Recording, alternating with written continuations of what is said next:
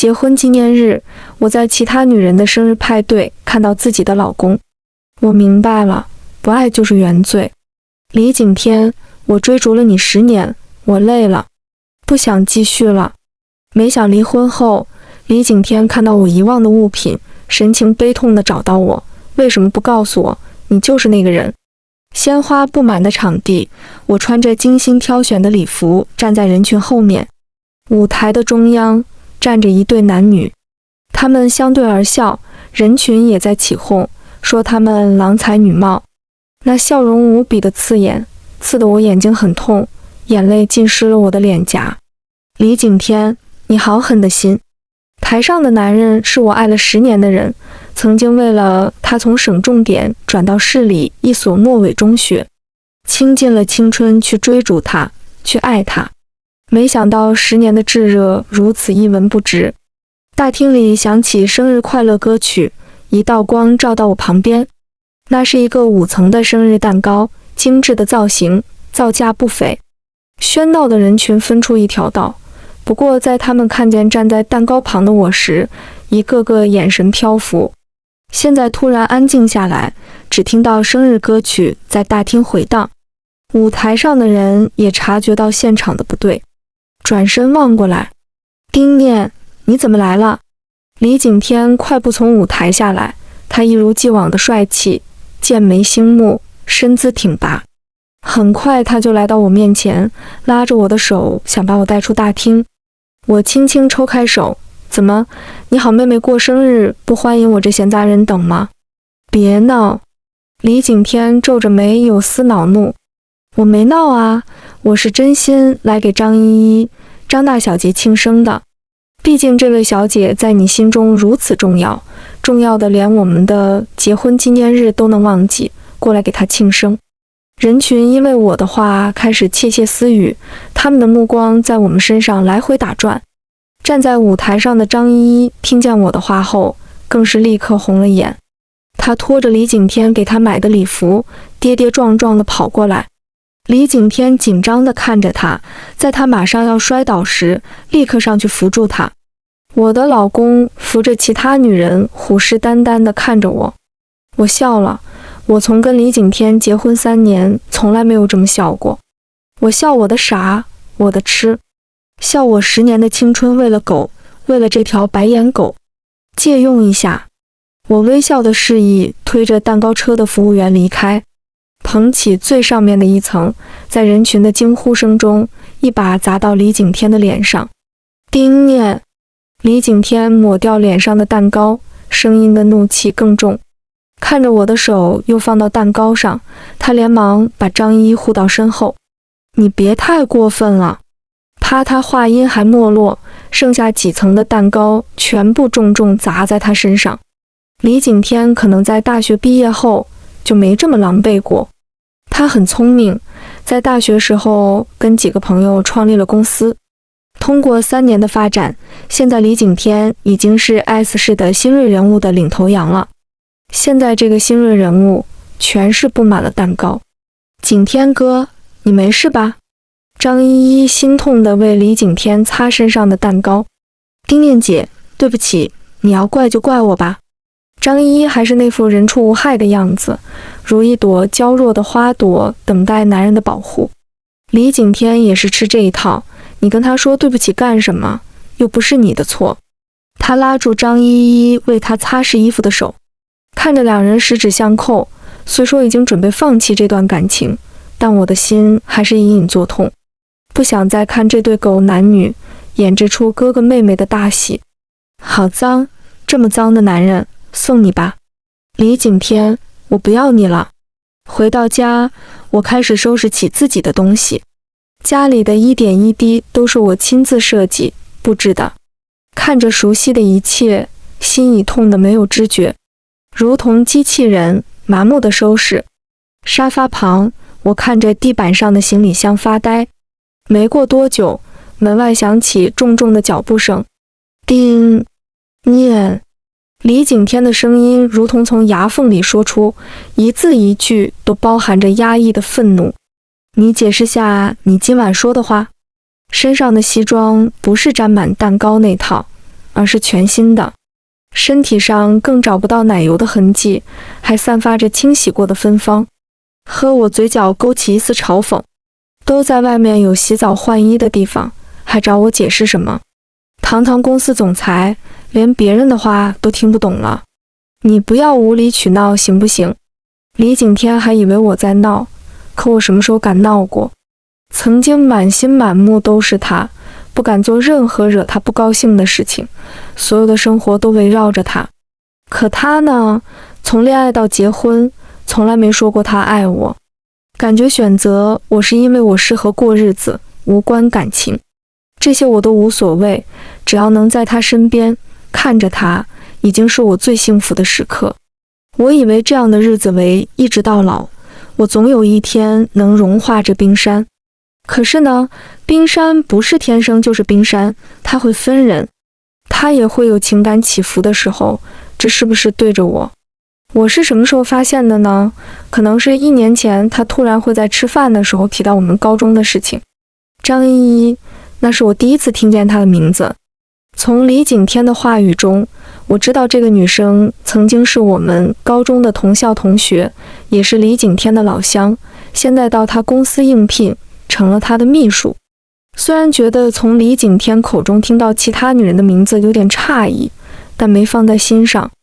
是几个月前，他的应酬突然多了起来，在家里吃饭的次数屈指可数。还是在1周前，我偶然到公司给李景天送饭，撞见他跟张依依坐在一起吃饭，交谈甚欢。当时他给我的解释是，他们只是在一起加班，顺便一起吃饭。我无条件相信他，就算心里有隐隐的不安，但我还是选择相信李景天。可信任换来的是什么？是他不顾自己的结婚纪念日，而是选择给自己的下属过生日。对，我就是在闹，因为我腻了，我想跟你离婚，李景天。他深深地看了我眼，似乎在确定我话语的真实性。好了，真的别闹了，今晚只是我说我要跟你离婚。我打断李景天的解释，我现在什么都不想听，我只想快点结束这场闹剧。李景天没想到我这么坚决，他可能不相信一个深爱他的女人会跟他离婚，于是他收敛起怒气，淡定道：丁念，离婚是你提的，你可千万别后悔。签字吧。我拿出早已准备好的离婚协议。李景天没料想我来真的，淡定的表情瞬间撕裂，他迟迟不肯拿笔签字。景天哥。门外传来张依依那娇滴滴的声音：嚯，你的小情人都等不及了，你还等什么呢？我现在是真的有点看不起李景天了，有本事找情人，没本事离婚。快点，老娘还等着去哈呢。丁念，你行。李景天拿起笔重重地签上自己的名字。OK， bye。我拉着行李路过张依依时，他神情紧张地站在门外，我不屑地看了他一眼，装模作样。站在马路上，我感到前所未有的轻松。我的人生不再围绕着别人转圈。爸，我掏出手机，拨通了久违的电话号码。你还知道给家里打电话，不去追逐你的爱情了？虽然爸爸的话音里带着责怪，但我听着眼泪却掉了下来。重重的呼吸声让电话那头一静，随后妈妈焦急的声音传过来：宝贝，你怎么哭了？是不是李景天对你不好？妈妈，我想着自己不顾父母的反对，坚持嫁给李景天，心里的愧疚痛彻心扉。念念，你到底怎么了？妈，我深吸一口气，我没事，我跟李景天离婚了。真的吗？那太好了，你现在在哪？我马上让司机来接你。爸爸激动的声音隔着电话都听得出来。敢欺负我女儿，我明天就让她破产。凉凉的晚风，我如同屹立在路边的雕像，灵魂仿佛飘走，飘到我第一次认识李景天的那天。我从爸爸办公室里看到他的资料，爸爸公司每年都会资助几个贫困地区的儿童，让他们能继续求学。李景天是其中一名。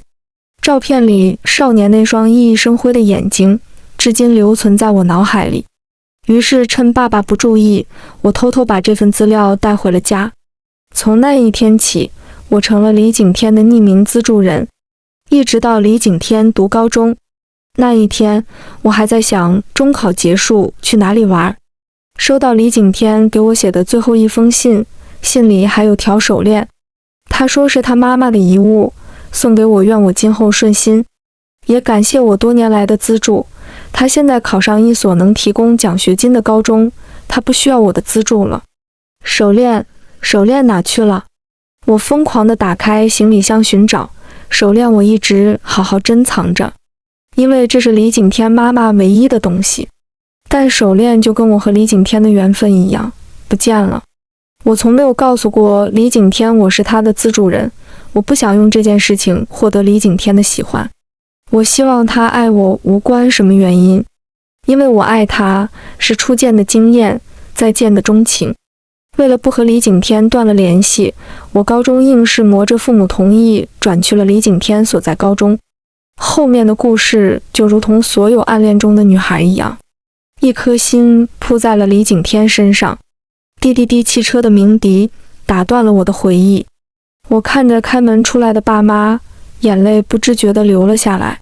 妈妈，爸爸，我扑到两人怀里，蜂拥而出的眼泪像是要把我这么多的委屈与不甘流尽。宝贝，你受委屈了。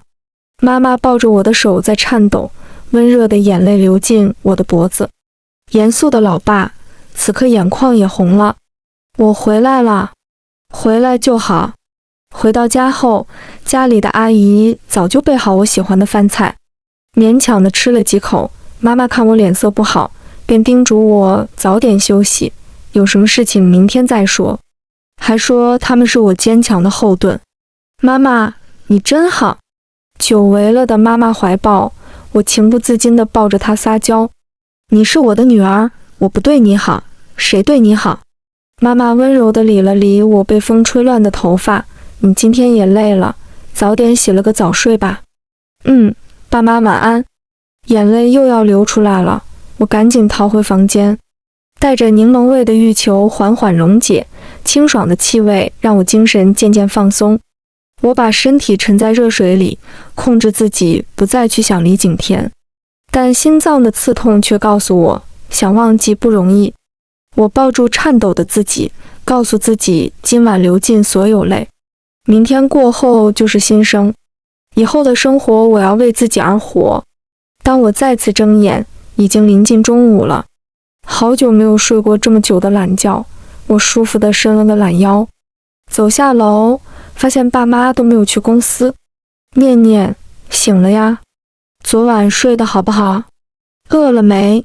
先喝点牛奶垫垫胃，我马上让阿姨开饭。丁念，过来一下。爸爸示意我坐到沙发上。我明白坦白的时间到了。你这老头子，让孩子吃了饭再说啊。妈妈嗔怪地看了爸爸一眼。没事妈妈，早说你们早点放心。我拉着妈妈一起坐到沙发上。你昨天说你跟李景天离婚了，是真的吗？是真的，我下午就和他去办手续。好，那他是做了什么对不起你的事情吗？说这句话时，爸爸的脸色异常严肃。不算是，那就是有这方面的问题哦。爸爸气得站起身。这个李景天，我想着你们既然结了婚，他还算是有点能力，安排了几个项目给他，他就这样对你。爸爸拿起电话，让秘书停止跟李景天公司的合作。我没有阻止，甚至还诧异地看着爸爸。我没想到那么反对我和李景天结婚的人，竟然会偷偷地帮助李景天发展。爸爸想让我生活好一点，我瞬间明白了爸爸的苦心，更羞愧自己为了一个男人不惜和家里人闹翻。父母从来不会怪罪子女的过错，只要我们回头，背后永远有他们。坦白后的午餐，我吃得很香。接到李景天的电话，我发现我的心情不再因他而波动了。丁念，你确定要走到这一步吗？李景天的声音有丝沙哑，像没有睡好。等会民政局见。不想跟他废话，直接挂断了电话。电话那头，李景天看着忙音的手机，他的眉头紧蹙，不明白为什么走到这一步。景天哥，是不是因为你和丁念姐才变成这样？我对不起你，我去跟丁念姐解释，她一定是误会了。张依依哭着要跑出去找丁念，被李景天拉住。依依，你不要胡思乱想，这你没关系。李景天怜爱地看着怀里的女人，眼神里满是怀恋。依依，丁念根本不知道你为我受了多少苦，当时要不是因为他爸爸，我怎么会和他在一起？你也不会等我这么久。李景天抚摸上女人的脸颊，张依依抱住眼前的男人，娇声道：景天哥，过去的事情不要再提了，为你做的事情都是我心甘情愿的。我知道，你为了让我能继续上学，不仅用自己的零花钱，后面还偷偷去打工，要不是你有一次去给奶奶缴住院费被我撞见，我都不知道我的学费和奶奶的住院费都是你在帮我，这份情你让我如何回报？景天哥，过去的事情都过去了，我们以后都不提了，好不好？李景天看不到他怀里的女人在听到资助和住院费时，脸上的表情无比的心虚与慌张。他慌乱地打断李景天的话，把话题重新转移到丁念身上。张依依为什么慌张？因为他撒谎了，他根本没做过李景天说的那些事。李景天心里为他付出了这么多的人，不是怀里的女人，而是他今天马上要离婚的妻子。我也不知道，我和李景天的开始竟然是一场交易。去民政局之前，我先去了趟商场。当看到李景天离婚还带着小情人，我笑了，两位真是连体婴呀。是等着我这边盖章，你们那边马上办证？李景天皱着眉看着我身上的裙子，面露不喜。丁念姐，你离婚过后一个人生活，还是节约点吧。张依依装着为我考虑的样子，眼神却在我的香奈儿新款裙子和爱马仕包上打转。依依说的没错，你现在这么大手大脚，以后怎么生活？管你们屁事，老娘刷的自己的卡，用得着你们逼逼赖赖吗？我白眼快翻到天了。我好心劝你，你一个没有工作的家庭主妇，哪有钱买这些名牌，还不是刷的景天哥的卡。景天哥公司才刚好起来，你作为他的老婆，不支持他就算了，还这么奢靡无度，你真的太过分了。张依依眼睛一红，像被我欺负了似的。丁念，你给张依依道歉。李景天生气地看着我，我道你妹，你妈妈没教过你礼义廉耻吗？当小三破坏别人家庭就算了，这里轮得到你来说话？我完全不给张依依留一点面子，大声撕破她俩的伪装。大厅其他人的眼神一下看过来了，盯着张依依和李景天，面露鄙夷神色。你在乱说什么？张依依只是我的妹妹。李景天用身体为张依依挡住旁人的视线。哪种妹妹？陪你上床的那种吗？我看着李景天维护张依依的样子，脏话脱口而出。我话音刚落，大厅沸腾起来。哎呦，现在的小姑娘一点羞耻心都没有，就是看起来多单纯的，没想到跑去勾引别人老公。我没有。张依依哭着跑出大厅。丁念，你怎么会变成这样？李景天失望地看着我，转身去追张依依，心里的苦涩止不住。本来想好要淡定地面对他，但我爱了10年的男人这么维护另一个女人，我的心怎能不痛？我眨眨眼睛，不让眼泪掉下来，迎着人群的打量，同情的目光，我抬头挺胸走进离婚登记处。没一会，李景天走了进来。我们无言地按照工作人员的指示填好了表格。财产方面你们协商好了吗？我从包里拿出离婚协议书。公司、股份和车子我都不要，我只要房子。那是我亲自装修，一点一滴布置的家，我不希望张依依出现在那里。李景天现在才知道协议的内容，他看了我一眼道：你名下的股份我用市价的2倍收购，再额外补偿你500W。不用，我只要房子，就这么办吧。我累了，我只想早点结束这一切，不想再跟李景天有过多的接触。况且李景天想用钱来补偿我丁念10年的青春，岂是你用几百万就能弥补的吗？我真的看不上。幸好我们还没有要孩子，财产分好了后，手续就办理完成。我把红本本的塞到包里，起身离开。丁念刚走出民政局，李景天从后面喊住我。我没有停步，而是继续前行。不管他想跟我说什么，已经没有意义了。从今天起，我们重新变回陌生人，各自退出对方的世界，才是最好的办法。李景天望着远去的女人，心里难得涌出一丝迷茫。前天还深爱着他的人，今天就变成了毫无关系的陌生人。李景天现在都不明白自己做错了什么，只不过是照顾一下小时候就认识的妹妹，丁念怎么就容不下他呢？还用小三来侮辱张依依，明明他和张依依什么都没有发生过，就算是情到浓处，两人拥抱过、亲吻过，但又没到最后那一步，丁念凭什么不满啊？当初李景天根本不喜欢他，要不是高3那年奶奶病重需要动手术，丁念的爸爸找到他，说他可以帮李景天付奶奶的手术费和大学的学费，前提是自己要让丁念快乐，让他振作起来。李景天想那时自己刚知道张依依为自己做的事，两人就差捅破最后那层纸就在一起了。因现实，李景天只能选择同意丁念爸爸的交易。当他给丁念打电话出来时，女生激动的语气根本隐藏不住。李景天怎么不知道丁念暗恋自己？因为他的喜欢从来没有掩饰过。我坐在车里，看着外面熙熙攘攘放学的学生们，想起了李景天跟自己告白的场景。那年高3放暑假前夕，我正学着其他女生一样给李景天织围巾。前几天我去给李景天奶奶偷偷缴了住院费，出门的时候看见李景天穿得很单薄，就去了医院。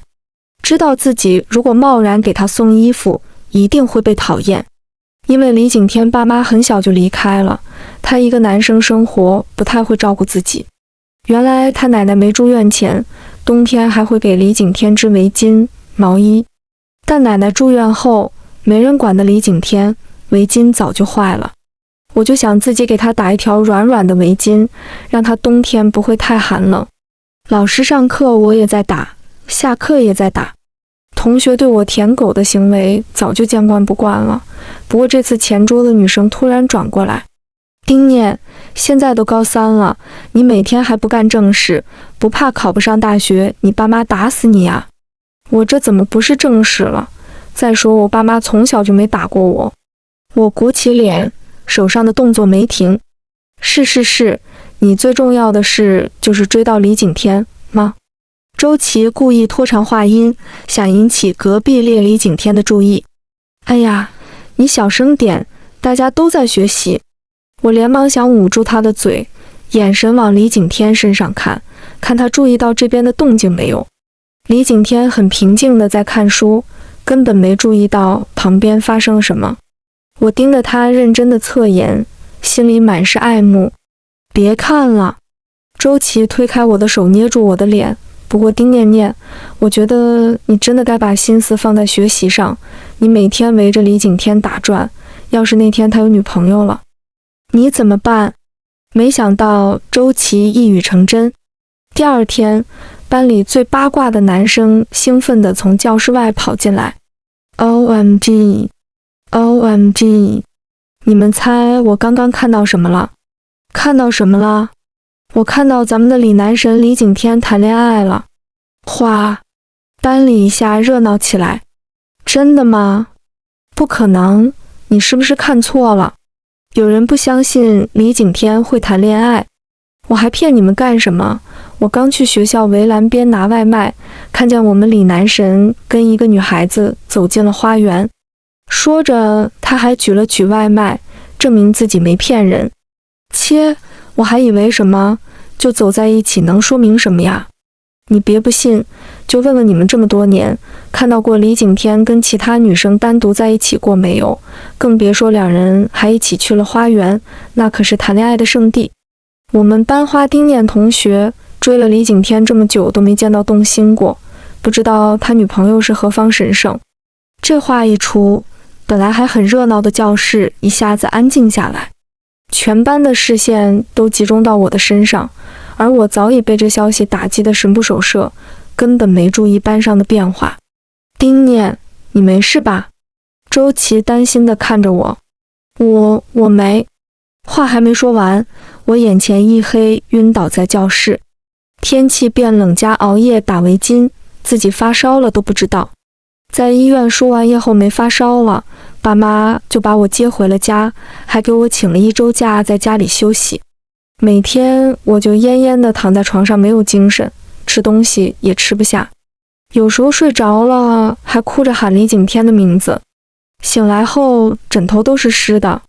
没想到我喊李景天名字被来我房间的爸妈听见了，在安排人去学校了解情况后，两个最爱我的人深思熟虑后做出了一个决定。想到明天休假就结束了，我不知道该怎么上学去面对李景天，整天人都提不起劲，感觉我去那个学校的意义已经没有了。勉强吃了几口饭，我借口洗澡逃避了爸妈关切的眼神。000，李景天专属的来电铃声。虽然从我设置这个铃声起从来没响过，反应过来时我手指颤抖地点了接听。李景天清泉般的声音传到我耳朵里，我感觉整个人在云上飞，都不知道自己说了些什么。电话挂断后还久久不能回神。李景天约我今晚见面。我回想起电话里的话，急急忙忙差点从床上摔下来。更衣室里面试了一套又一套，当我气喘吁吁地来到约点地点时，李景天已经到了。他站在路灯下，虽然穿的是洗得发白的外套，但他1.83米的身高，消瘦的身材，无论穿什么都像走秀的模特一样，整个人笼罩在灯光下，有一种朦胧的帅气，让我本来因奔跑而过快的心脏跳得像离开胸腔一样。李景天黑宝石般的眼睛注视着我，他向我走来。丁念，你想和我在一起吗？我激动地点头，害怕他后悔一样。我愿意，我真的愿意。好，如果你能跟我考上同一所大学，我们就在一起。凉凉的吻落在我的额头，我似乎感到有液体落在我头发里。狂喜中的我哪能发现这些反常，我沉浸在幸福的海洋里，看不到李景天悲辱的神情，看不到他握紧的双手，也想不起病之前李景天好像有女朋友这件事。病好后，周琦诧异地看着我每天忙于学习，不再围着李景天转圈了。他以为我受了一场刺激后洗心革面，哪知我这是为爱奋斗，想起就兴奋。但为了约定，我不会告诉别人。结果就是在大学前的一次聚会上，我和李景天一起出场，震惊了所有人。大家都问我是怎么把高岭之花拿下的，但我自己都不知道，只能傻笑回应。车窗上映照出一张笑脸，我回神后收敛了笑意。回忆再怎么美好，都只是回忆，它只能提醒我过去犯的错。我想起李景天曾经有过女朋友的传闻，也想起离婚前李景天提到过的高中生活有张依依的这个人，种种线索都指向张依依可能就是李景天高中时的女朋友。为什么他有喜欢的人还要跟我在一起？是被甩了后想起我这个备胎，还是他们一直没断过联系？这个想法让我全身发抖。我不相信李景天会这么残忍，那我这么多年的付出完完全全变成一个笑话。我眼神一冷，让司机掉头去曾经的家。丁小姐，真的全砸吗？施工的工人看着布置得这么精美的房子，再三跟我确认。砸。我态度异常坚定。几个锤子下去，我曾经认为最幸福的地方变得面目全非。我看着被砸到破破烂烂的房子，眼神满是快意。我甚至借过一个工人的锤子，亲手砸烂了我和李景天的结婚照。当李景天收到消息赶来时，屋里已经没有站人的地方。小区物业还不知道我们离婚了，以为我们在吵架，害怕出事，就把李景天这位业主也叫了回来。丁念，你何必呀？李景天看着曾经的房子，满目疮痍，眼神满是无奈。连体婴也来了，张一看到屋内的惨样，差点尖叫。丁念姐，你把这房子砸了以后住那里呀？你跟景天哥已经离婚了，不会还想赖着他吧？知道我跟李景天已经办完手续，张一态度嚣张起来，鄙夷地看着我。放心，只有你捡喜欢别人丢的垃圾。我看着眼前的场景很满意，拍拍手上的灰，准备收工回家了。你，张一气急，还想伸手来推我。小心哟，我的锤子可不长眼睛。我抬起锤子，身后的工人也站了出来，虎视眈眈地看着张一。张一见状，害怕地躲到李景天身后。丁念，你吓唬她一个小姑娘干什么？呵呵，只比我小1岁的小姑娘。这个房子是我的，我爱干嘛干嘛，你们两个还不滚？李景天保护者的模样真是碍眼。丁念，我们夫妻一场，如果你真的没地方住，我可以帮你安排。李景天难道被我骂了，脸色还不变？怎么离了婚性情还变了吗？景天哥，他这么说你还帮他？我还没开口，李景天的小情人就急了，也不怕我用锤子敲他了，站出来挡住我的视线。依，你不懂，我跟丁念在一起这么久，离了婚也可以做朋友。李景天像哄小孩子一样的哄着张一，都怪你，要不是你，和景天哥在一起这么久的人就是我。依，李景天连忙打断张依依的话，张依依也闭嘴，一脸懊恼的表情。看着两人紧张的神情，我内心一颤。什么意思？什么叫都怪我？你才没和李景天在一起。我如果没记错的话，当初是你李景天提议我们在一起的。我挥手让施工人员离开，逼近两人问道：你想装蒜？张依依指着我的鼻子，不管李景天的阻止，说出让我震惊无比的话。当初要不是你爸爸拿景天哥奶奶的手术费和他的大学学费做交易，让他跟你在一起，不然你以为景天哥会选择你？张依依的话让我心沉入万丈深渊。我用指甲插进掌心，努力让自己平静。我抬头望向李景天，你说我不信他，但李景天的表情让我明白了一切。张依依说的是真的。丁念，你听我解释。李景天看我被打击的站都站不住。好，这次我听你解释，看你能解释出什么。我心里抱着一丝侥幸，想着李景天不是这样的人。李景天开不了口，他也觉得这件事没办法解释。他在这件事上算是亏欠了丁念。当时一个人男人来找李景天，说他知道自己丁念喜欢李景天，希望他能对自己丁念好一点，帮助他，让他高兴。只是李景天觉得来找他的肯定是丁念的爸爸，这种用钱解决的态度侮辱了他，于是他背着丁念爸的初衷，勾着丁念跟他在一起，还让我瞒着家里，直到我们结婚的时候，爸爸才知道我一直跟李景天在一起。暴怒之下，我的父母都没有来参加我们的婚礼，我也跟家里断了联系。李景天想解释，却什么也没有说。他尴尬地望着我，我仿佛第一次认识眼前的男人，我突然觉得他好陌生，真的是那个让我爱了这么多年的人吗？他是什么时候变的？还是我一直认识的都是伪装后的他？你太虚伪了，明明接受了我们家这么多好处，却装作自己受苦的样子，你简直让我作呕。抛下愣住原地的两人，我转身离开。景天哥，我是不是说错话了？张依依被李景天难看的脸色吓到，娇滴滴地为自己找补。你算了。看着张依害怕的表情，李景天明白张依说的是实话，只是说的时机不好。没事的，丁念总会知道的，你今天吓坏了吧？我们先去吃饭。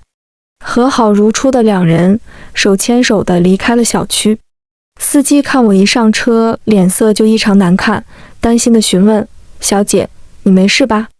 是不是发生了什么？没事，开车吧，我想回家。为了不让爸妈担心，我在到家前调整好了心情，换了一副笑脸走进去。念念，你回来了，今天累不累？坐在沙发等候多时的妈妈迎了过来。不累，我今天把手续都办好了，从此我跟那个人一点关系都没有了。爸妈对视了一眼，虽然我隐藏得很好，但他们还是察觉到我语气的不对劲。念念，这里是你的家，如果你遇到委屈，一定要告诉我们，爸爸妈妈会永远帮助你。望着他们担忧的表情，我隐忍的泪水再也控制不住流淌下来。妈妈，爸爸，李景天从一开始跟我在一起都是假的，他是为了他奶奶的手术费和他自己的学费。我断断续续地讲述今天发生的事情。念念，对不起，是爸爸害了你。爸爸看着我被伤得这么深，心痛地抱住我。没事，宝贝，一切都结束了，以后再也没有人能让你受委屈。妈妈也上前拥住我，我们一家三口紧紧地抱在一起。吃晚饭的时候，我的脸有点红，说了不在爸妈面前掉眼泪，刚才还是没忍住。饭后，爸爸让我到书房找他。等我敲门进去，看到爸爸手里拿着李景天公司的营业数据，看到我进来后，把资料递给我。念念，你想过今后做什么没有？我望着手上的数据，李景天的公司发展得如火如荼，但重要的项目把握在爸爸的手上，因为这个几个项目都是家里分公司跟他合作的项目，只要我们一抽离，李景天公司的资金链马上断裂。爸，让我去你公司上班吧，我也该学着怎么经营一家公司了。在我的无知追逐爱情的时候，已经耽误我太长时间了。好，不愧是我的女儿，这几个项目就交给你，你看着办吧。爸爸欣慰地看着我。好的，我不会让你失望的。第二天，公司的人都知道董事长的女儿来公司上班了。我坐在宽大的办公室，看着跟李景天合作的那几个项目。秦秘书，我觉得这家公司的资质不符合我们公司的要求，把这几个项目合作停止了吧。好的，小丁总。秦秘书对我的安排没有一点意见。接下来的几天，我都在熟悉公司的业务。突然，桌上的电话响了。小丁总，我是秦秘书，天海公司的老板现在在门口，他说一定要见您。您看，天海公司，这不是李景天的公司吗？他来找我干什么了？肯定是为了之前停止的项目，我现在正忙，没时间见他。没空，不见。好的。李景天焦头烂额地坐在办公室，跟丁氏集团的合作取消了。公司其他进行的项目也因资金链问题暂时停摆了。李景天不明白怎么能丁念离个婚，大好的局面完全变了。晚上，酒局上，李景天不像原来端的架子，而是笑脸相临，想去结识其他的投资者。你们听说没？丁氏集团的少当家出现了。唉，你们也知道了，我听说丁董就这个一个孩子，爱惜得不得了，怕集团最后要交到他手上。可不是啊，不过为什么前些年没听说少当家呀？听说，我只是听说，你们听听就好。少当家之前因为一些事情跟丁董闹得不愉快，离家了，最近才回家。对，我听说也是这样，而且少当家还是个女的。花包间里顿时人声沸腾，李景天却在暗暗怀疑，离家，女的，丁氏怎么听起来像在讲丁念？随即他摇摇头，不可能。丁念家是有点家底，但说是全城首富，有点过于了。我不知道李景天心里这些波动，最近一直忙得不可开交，要学习的东西太多了。晚上本来不想来参加这个商务宴会，看爸妈非说我一天就知道工作，结识伙伴还是很重要的，硬把我从公司叫到晚会上。可能心境的变化，当我身着华服来到这个声色犬马的会场，不会再有退缩。儿时的朋友也有来参加本次晚会的，我端着香槟，大方地跟他们寒暄，看着他们互相交换眼神，知道自己曾经为爱离家的事情已经传遍整个圈子了，但我不在乎。他们的情商也不会当我面问我这些问题，我就装不知道。张依依喜悦地看着自己身上的礼服，比之前她过生李景天送她的礼服还美。她挽着李景天，想象自己是整个晚会最美丽的女人。李景天能来参加这次晚会，用尽了自己所有的人脉，毕竟靠他自己的牌面还不够参加这次的晚会。知道丁氏集团的少当家也会参加，李景天就觉得这次晚会他一定要参加。他心里有一个可笑的想法，他想来验证。当两人步入会场，看成中央被人团团围住的丁念，两人还是非常吃惊。景天哥，是我看错了吗？我怎么看见丁念也在？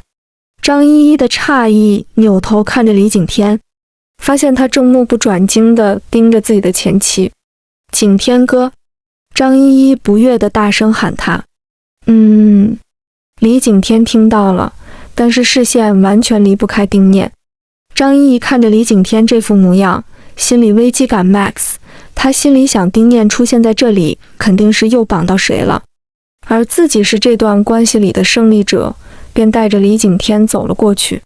我没想到在这里还能看到这两个人，瞬间觉得这个晚会的档次就这样了。本来准备撤了，没想到有人自己伸过脸让我打。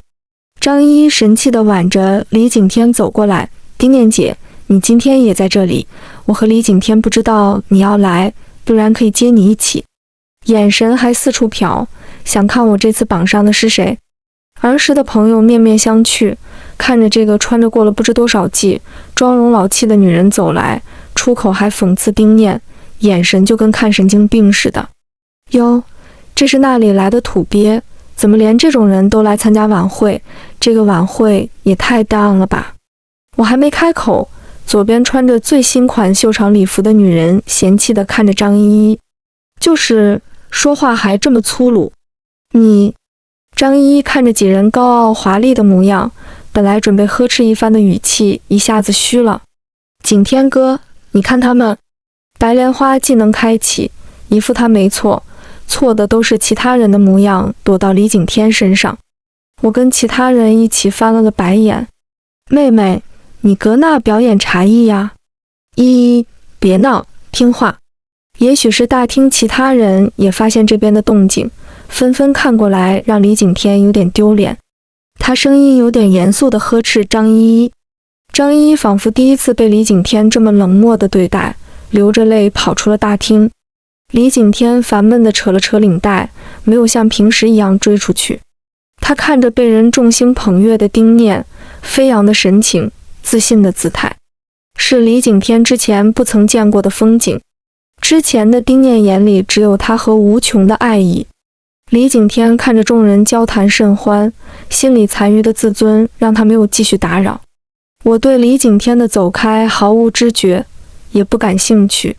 在跟儿时的朋友们躺下工作，看时间差不多就告辞离开了。李景天在大厅的角落看着我摇曳的长裙慢慢离开，眼里不知在想什么。初秋的夜风有丝寒冷，我披上外套，看见张依依站在门口。她听到动静，眼神通红地看过来。丁念，你别得意，你现在的一切还不是别人给的。边说边冲过来，保镖马上拦住他，我一个眼神都不想给他，坐车离开。张依依怨恨地看着我远去，随后她调整好表情，她还没输，她还有李景天。往常她发脾气，李景天都会来哄她，今天没有让张依依产生了危机。她不敢再做，准备重回大厅去找李景天。刚走到门口就被拦住，让她出示邀请函。张依依就急了，跟门口守着的人员吵了起来。李景天刚出门就看到这幅场景，对张依依的滤镜有点破碎，但毕竟是自己带来的人，还是上前给张依依解围。景天哥，对不起，今天是我不好，没有控制好自己的脾气。回程的车子，张依依小心地看着面无表情的李景天撒娇道：没有安慰，只有一句冷漠的回应。李景天现在心里跌宕起伏，根本无暇理会张依依的小情绪。就在我离开晚会没多久，李景天去洗手间，听到一件让他震惊的事情。你说丁念为什么高中非要转校？过去这么久，我记得不太清楚了，好像是丁念很小就资助了一个男生，高中转去那男生学校养。就这，好像是隔间的李景天听到水池的谈话，推门想追去，看却只能看着两人走远。内心的震惊比知道了丁氏小丁总就是丁念时还要强。浑浑噩噩地走出洗手间，一直到离开晚会，坐到车上都没有缓过来。景天哥，你怎么了？看着李景天一直没理自己，张依依轻轻地推了李景天一下。我没事。依依，我最后问你一次，之前我上学的学费是你资助的吗？李景天紧张地看着张依依，不放过她一丝的表情波动。不是不提这个事情吗？张依依有点心虚地转过头。最后一次，你回答我，我以后都不提了。李景天扶着张依依的肩膀，让她看着他说话。对，很没有底气的回答，却让李景天松了一口气。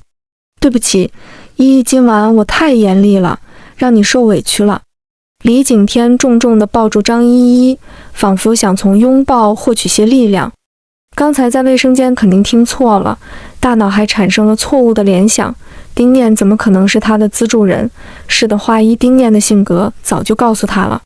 对，依依才是我的恩人。李景天加重了手上的力度。第二天，我精神抖擞地去上班。刚到公司大门，一个面容憔悴、衣衫不整的男人就朝我扑来。丁念，你为什么不说？你为什么不告诉？等保镖把人按住，我才看清是李景天。他双眼赤红，神情悲痛地望着我，手里还举着他妈的遗物。放开他吧！我摆摆手，继续往里走。丁念，为什么呀？为什么？李景天拿着手链，却被保镖挡在1米外。我看着马路上的人都在看着我们。别好了，进来说吧。丁念，李景天仿佛承受着巨大的悲痛，看着我说不出一句完整的话。李景天，你现在这个样子有何必呢？再多的悲我也承受过，再多的泪我也流过，现在心里对李景天已经没有一丝感情了。所以看着他悲痛成这样，我很平静地质问他：念，我爱的人一直是你，是张依依骗了我，他说他才是我的资助人。李景天痛苦地抓住胸口，那让人迷恋的眼睛全是泪水。停，你的爱是靠取决于谁资助你吗？我做好事从来不求结果。不是，我爱你呀，我一直被蒙骗于谎言了，也蒙蔽了我对你的爱，我现在才发现，对不起，我们重新开始好不好？李景天可怜兮兮地看着我，这张惊艳了我整个青春的脸颊，此时却勾不起我任何情绪。我盯着李景天的双眼，认真说：晚了，李景天，我爱你时全身心投入，我不后悔，现在我不爱你了。如果你话说完了就走吧。心底最后一丝色意消散了，原来我爱过的男孩还是爱过我，就这样吧。过去的终将过去，我将不再执着于过去，放眼未来。李景天也听出我话里决绝，他不再说话，深深看了眼我的背影离开。这世间没有什么能抵得过时间，再多的爱，再多的恨，随着时间流转都会消散。偶尔会听到李景天的消息，他关掉公司回老家支教去了。张依依有没有跟他回去不知道，而我在自由的道路上奔跑，随心所欲。全文完番外男主视角，从晚会回去的路上，我一直心神不宁。在送了张依依回家后，我谎称公司有事，不自觉地开车回到了原来的家。密码丁念没有换，应该说这个地方已经被他忘于脑后。打开门，里面如同废墟。我小心地跨过倒塌的鞋柜。曾经丁念每天早上站在门口送我上班，脸上总是洋溢着笑容地注视着我离开，避开碎掉的瓷砖。我仿佛看到丁念在厨房忙碌的身影，还有桌子上我爱吃的菜。慢慢来到主卧，打开灯。杂乱的主卧，到处都是家具的残骸，如同我跟丁念的婚姻已然破裂。我也不知道为何今晚会回到这里，也许是晚会上听到的话。愣愣地坐在还剩一半的床架，心里有丝恐慌。滴滴手机短信声，我拿出一看，是张依依问我到公司没。我最后看了眼曾经的主卧，起身离开。也许一切都是注定。在我关掉了主卧的灯，皎洁的月光从窗户洒落，我余光看到墙壁边有什么东西闪了下，我鬼使神差地走了过去。手链，我母亲曾经的手链，我不是送给张依依了吗？我曾经的资助人怎么会在这里？这是丁念曾经梳妆台的地方。纷乱的思绪占据我的大脑，种种的线索在我脑海浮现，真相压得我喘不过气来。我脑海一直回想晚会里听到的话，丁念曾经资助过别人，还转校去了被资助人的学校。手链，我狼狈地摔倒在地，锋利的碎片划破我的手掌。等我回过神，我跑出屋子，想马上找到丁念问个清楚。冷冽的晚风让我燥热的大脑清醒片刻，我不知道丁念现在在哪。从我们离婚过，我没有关心过曾经的妻子住在哪里，我早已习惯丁念的主动，把丁念的爱当成应该。痛苦占据我的全身，我茫然地看着马路，有什么东西从我眼角跑出来。跌跌撞撞地走到丁氏大厦门前，我瘫坐在门口，嘴里喃喃自语，我要问丁念为什么。一分一秒的等待都是痛苦，都是煎熬。好不容易等到丁念来上班，我激动地想跑上去，想向他诉说我的对不起。当我跟丁念平静的眼神对视时，我打了寒战，那是透心的冷。丁念不爱我了，这是我从他眼里看到的。我怎么忘了，丁念就是这样一个坚定的人，我怎能妄想奢求他的原谅。他坚定地选择转校，坚定努力跟我考上同一所大学，坚定地选择跟我结婚，不顾家里的反对。在被伤透心后，坚定地选择不再爱我。只要丁念下定决心要做的事情，他一定会全力以赴，不给自己留后悔的机会。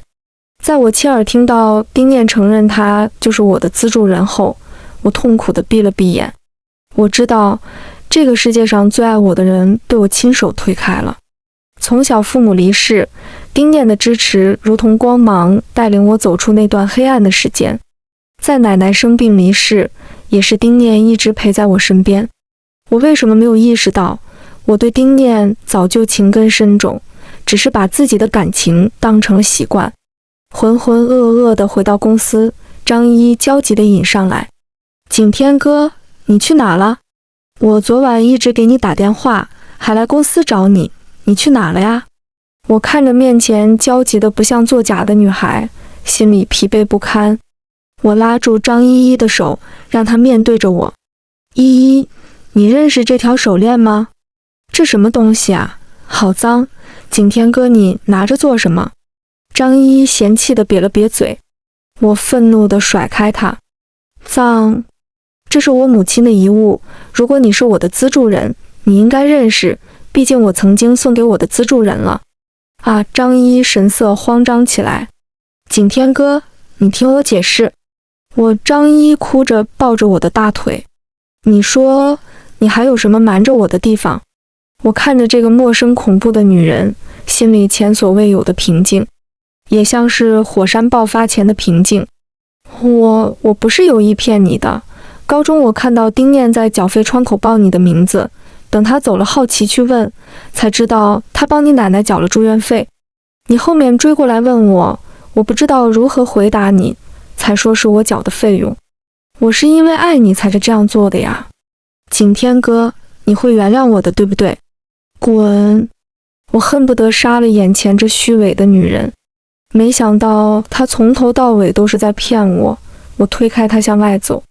景天，别走，求求你别走！张依依凄厉的哭声在身后响起。我走出公司，才发现这偌大的城市，我已无处可去。汽车飞驰，眼前的景色逐渐熟悉。我看着曾经破旧的老家，家乡一如既往的贫苦。我花了一点事情，解决了公司在做的项目，随后解散了公司，在村里建了一所小学。春去秋来，时光飞逝。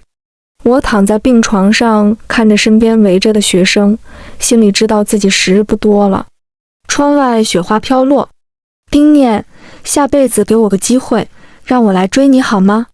不久，病房爆出一阵哭声。妈，你今年过年也不回来吗？丁念看着手机里儿子帅气的脸。不回，冬天太冷，我在海岛过得舒服点。奶奶，我想你了呀。孙女胖嘟嘟的脸蛋出现在屏幕里。丁念心里一暖，哎呦，奶的乖孙等你放寒假，奶接你来一起玩。好耶！孙女在电话那头开心的蹦蹦跳跳。多年前丁念就退休养老了，把手里的公司交给儿子打理，自己满世界跑。今年丁念跑到太平洋的小岛，一住就是1年。这里温暖的气候非常适合人养老。最近丁念还迷上了潜水，听到教练在喊他了，连忙跟儿子说了几句就挂电话了。迎着阳光，一个快乐的小老太太在阳光下热情地活跃着。